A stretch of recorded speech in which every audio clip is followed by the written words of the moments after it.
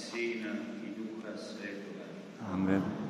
Gospodin s vama. I s duhom tvojim.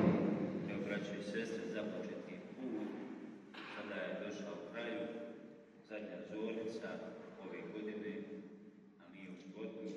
Evo, Bog ćemo zahvaliti ovoj svetoj misi, što smo se trudili, radili jednu malu žrtvu, ujutru malo ranije ustati i ne izgubiti onaj običaj i tradiciju koju smo kao narod uvijek imali, pogotovo vi koji to pamtite, kako ste uvijek i kao djeca išli na zornice, kao vas je baka vodila i po snijegu, evo jutro se malo počelo padati.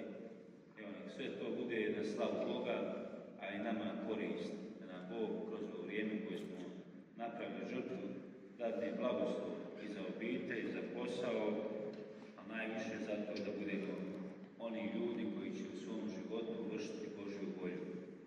Sad ćemo priznati svoje grijehe i pokajati se.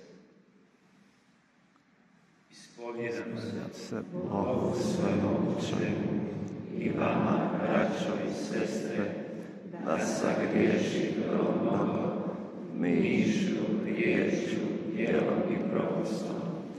Moj grijeh, moj veliki grijeh. Zato molim blaženu Mariju, Vazda Djevicu, sve anđele i svete, i vas, braćo i sestre, da se molite za me, Gospodinu Bogu našem.